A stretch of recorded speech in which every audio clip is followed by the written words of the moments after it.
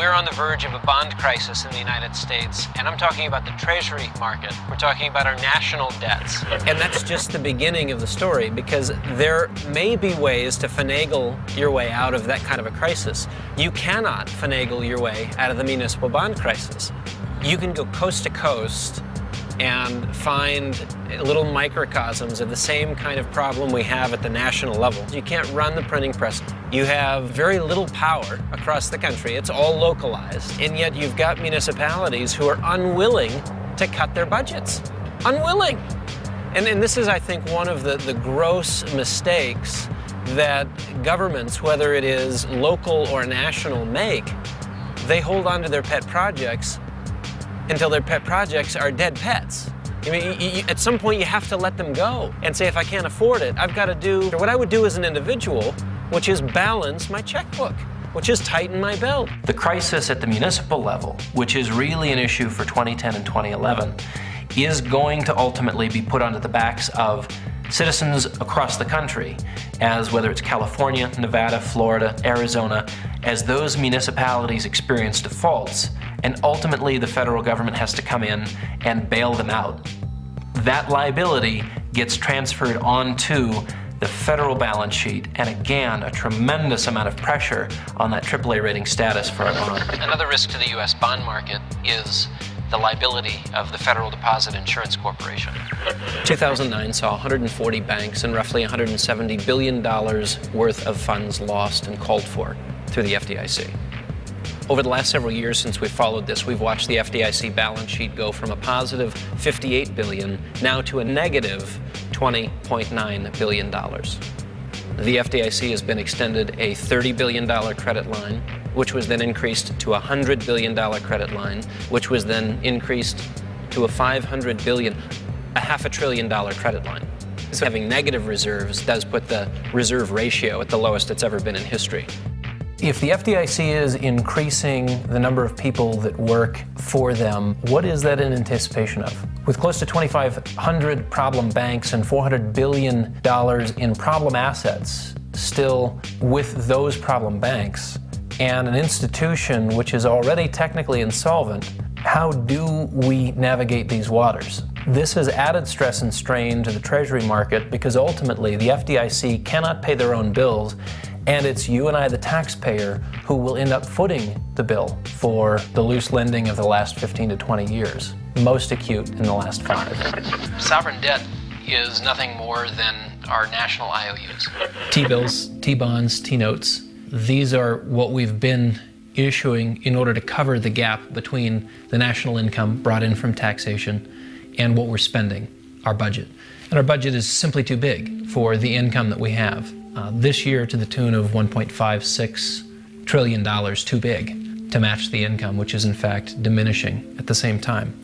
Sovereign debt, if you're addicted to debt, if you're unable to live within your means and you have to continue to offer IOUs to the marketplace, the question is who ultimately takes the IOUs. As long as we have a ready audience, there's no problem with sovereign debt issuance. Where you end up with a sovereign debt crisis is when someone says, I'm not interested in your IOUs, or I'm only interested if you pay a significant penalty rate. We're seeing that this year with Greece. We're seeing that to a certain degree with Portugal and Italy. The Treasury market today is like an already saturated sponge. There's only so much that it can take, and we've already reached capacity. If you continue to take the liabilities of the private sector and put them on the public balance sheet, as we've done this last year, and as we continue to do, two problems, very significant problems, emerge. One is that of moral hazard. Wall Street understands then that the taxpayer will always back them up. It doesn't matter how speculative the bet, they don't have to pay the price. The taxpayer will do that.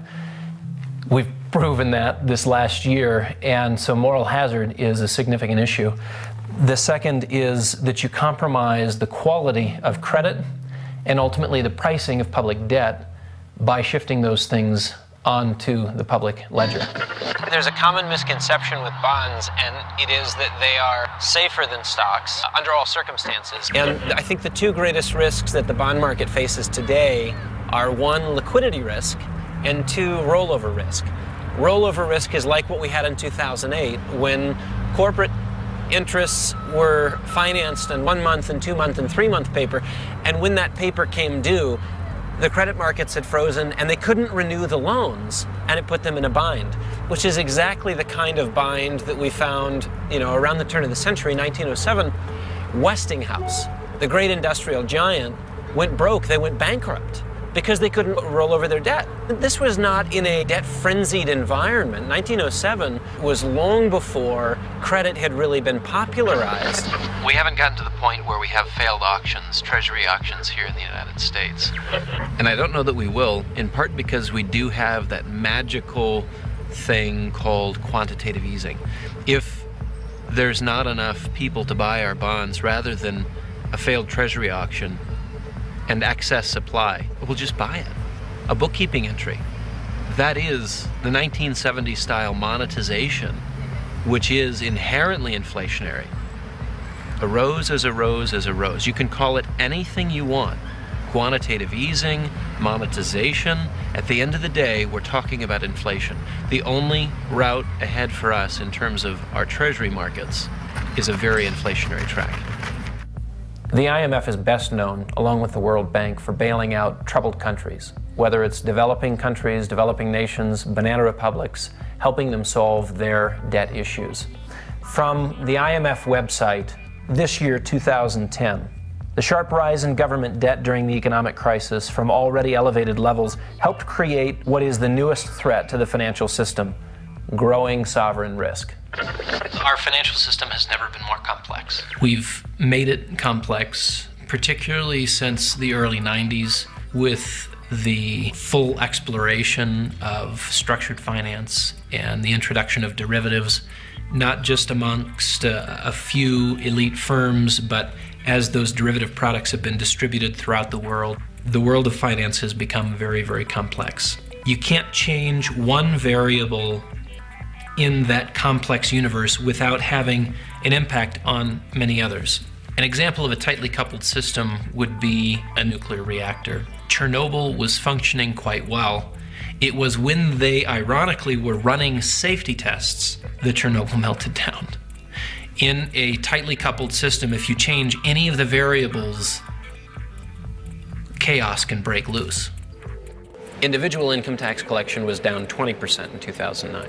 Corporate tax collection was down 55%. Taxation's on the increase, unemployment's on the increase. I can guarantee you, as night follows day, unemployment increases as taxes increase. Your Fortune 500 companies, those companies with a global reach, have the ability to bring their effective tax rate to as low as 7%. So while your middle-income American, the guy who has a landscaping business or sign-making business, these are the Americans that are going to get squeezed. 35% at a minimum. Income tax going to 40%. With all of your ancillary taxes, you're already between 50 and 60% of income. Your large corporations don't feel the pinch at all. You can look at the movement of the price of gold in the last 10 years as a significant bull market, or simply as a global no-confidence vote on the US dollar. Individuals and institutions, for the first time in many centuries, has surpassed the gold ownership of central banks. For individuals to be saying, no, I don't want my reserve currency, my savings, to be dollar-denominated, euro-denominated, British pound-denominated. I don't know that I have full confidence in my central banker or in the quote-unquote system. And they are going to gold in ways that we haven't seen since the 1860s to the 1914 period. And today, in the midst of a global currency crisis where currency devaluation competitively, which is forcing individuals and institutions to manage their own household in response to the mismanagement of our money system.